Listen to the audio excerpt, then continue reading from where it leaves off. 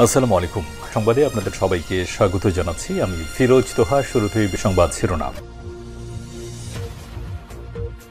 বাংলাদেশের সর্বশেষ গুরুত্বপূর্ণ আপডেট সংবাদে আপনাকে স্বাগত। শুরুতেই সংবাদ শিরোনাম, পরে বিস্তারিত।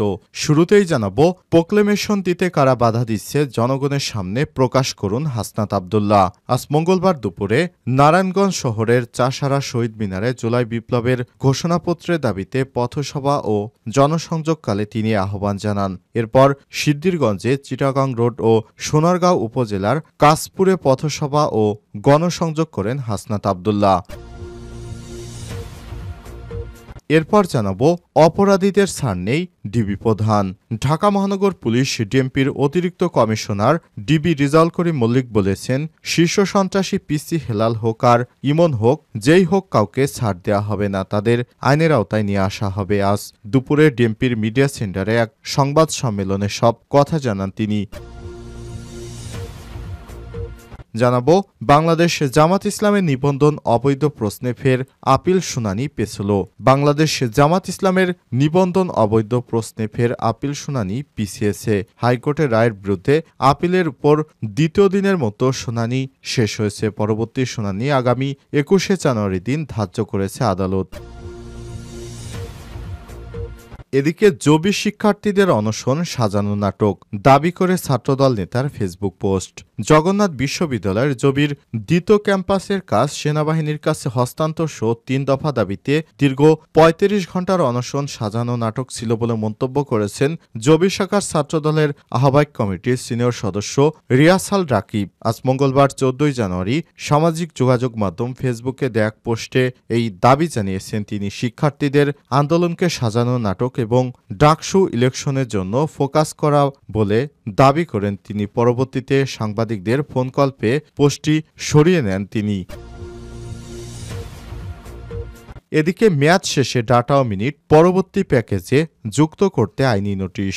মেয়াদ শেষে অবশিষ্ট ইন্টারনেট ডেটা, মিনিট এবং এসএমএস পরবর্তী প্যাকেজে যুক্ত করতে সরকার ও কোম্পানিকে আইনি নোটিশ পাঠানো হয়েছে। সুপ্রিম কোর্টের আইনজীবী মোহাম্মদ মিজানুর রহমান ডাক ও টেলিযোগাযোগ সচিব, বিটিআরসি চেয়ারম্যান, গ্রামীণফোন, রবি, আজিয়াটা লিমিটেড, বাংলালিংক লিমিটেড এবং টেলিটক বাংলাদেশ লিমিটেড বরাবর এই নোটিশ পাঠানো হয়েছে।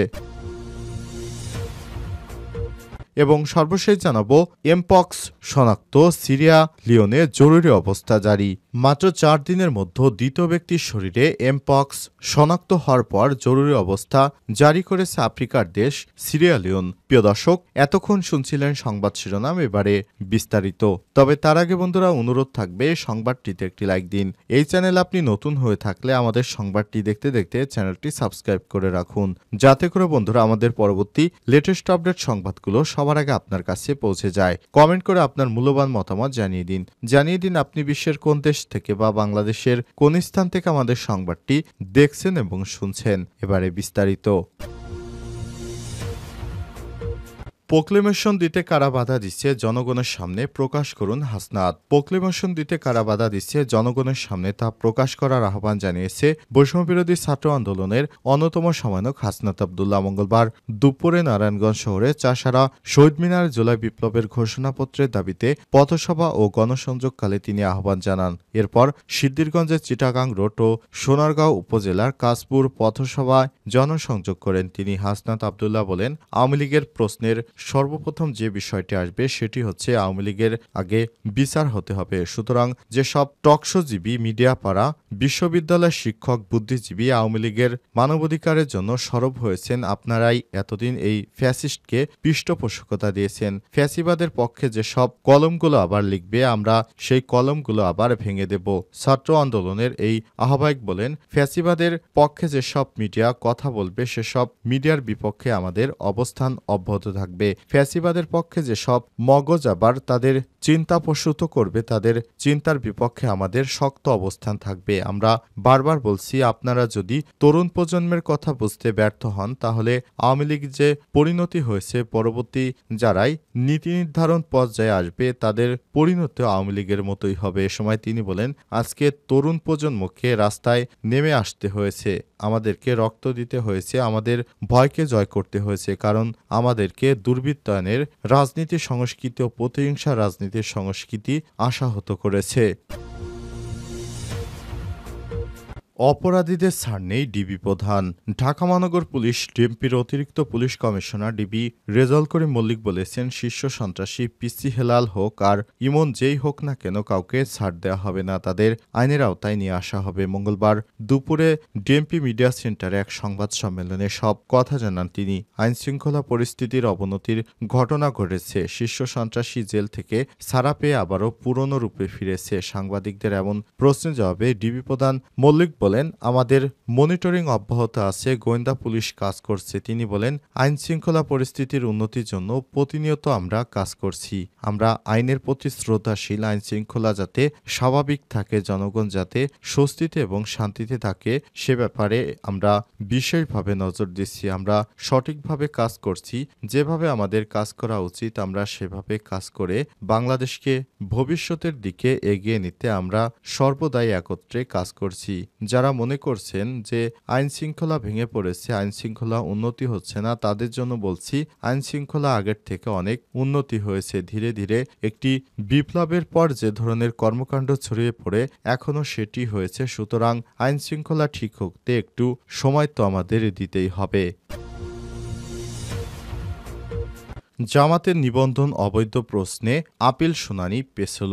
বাংলাদেশ জামাত ইসলামের নিবন্ধন অবৈধ প্রশ্নে ফের আপিল শুনানি পিছিয়েছে। হাইকোর্টের রায়ের বিরুদ্ধে আপিলের উপর দ্বিতীয় দিনের মতো শুনানি শেষ হয়েছে। পরবর্তী শুনানি আগামী ২১শে জানুয়ারি দিন ধার্য করেছে আদালত। মঙ্গলবার প্রধান বিচারপতি সৈয়দ রেফাত আহমেদের নেতৃত্বাধীন ৪ বিচারপতির আপিল বেঞ্চ এ আদেশ দেয়। বাংলাদেশ জামাত ইসলামের পক্ষে শুনানিতে ছিলেন আইনজীবী এহসান এ সিদ্দিক, আইনজীবী শিশির মনির। ইসির পক্ষে ছিলেন আইনজীবী তৌহিদুল ইসলাম। এর আগে গত ৩ ডিসেম্বর আপিলের উপর শুনানি শুরু হয়। ২০২৩ সালের ১৯শে নভেম্বর আপিল মামলাটি খারিজ আইনজীবী হাজির না থাকায় করে দেয়া হয়। এরপর আপিলটি পুনরুজ্জীবনের জন্য আবেদন করা হয়।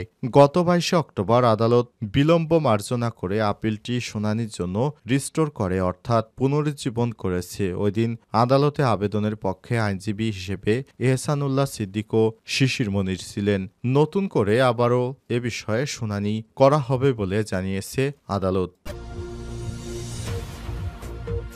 জবি শিক্ষার্থীদের অনশন সাজানো নাটক দাবি করে ছাত্রদল নেতার ফেসবুক পোস্ট।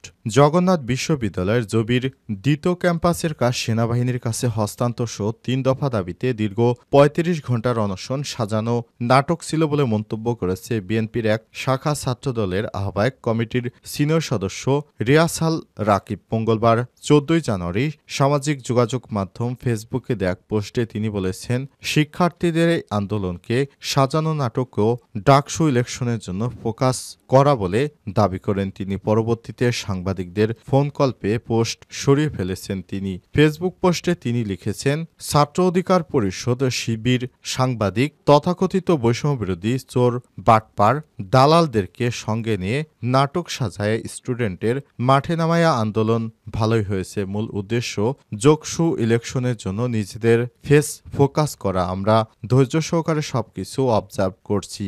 আমরা কোনো ক্রেডিট নেওয়ার জন্য আন্দোলনে আসিনি। সবচেয়ে বড় সংগঠন হওয়া সত্ত্বেও আমাদেরকে মাইনাস করে সবকিছু করা হয়েছে, তবুও আমরা পাশেই ছিলাম। সাধারণ শিক্ষার্থীদের চোখে ধোঁয়া দিয়ে ক্লাস পরীক্ষা বন্ধ করে আগামীতে এই ধরনের মুনাফিকি মার্কা আন্দোলনের স্বপ্ন দেখেন না, আর ভুলেও নেতৃত্ব দেওয়ার চিন্তা করেন না। মুনাফিকদের সহযোগিতা করা ৫টা গুটি কয়েক মুনাফিক শিক্ষকদের জন্য একই বার্তা। এ বিষয়ে ছাত্রদল নেতা রিয়াসাল রাকিব চ্যানেল 24 অনলাইনকে বলেন, যারা কর্মসূচি ঘোষণা করেছিল তারাও একটি ছাত্র সংগঠনের, তারা কোনো সাধারণ শিক্ষার্থী নয়। তারা কি করে এককভাবে কর্মসূচি দিতে পারে? রিয়াসাল রাকিব বলেন, আন্দোলনকারী শিক্ষার্থী একেএম রাকিবকে আমি চিনি না। সে একটা সংগঠনের সভাপতি, আর শিবিরের ছিল ২ জন প্রতিনিধি। কিন্তু একটা আন্দোলনে সব সংগঠনের প্রতিনিধিদের সঙ্গে বসে সিদ্ধান্ত নিতে হয়, সেখানে ছাত্রদের কাউকে ডাকা হয়নি।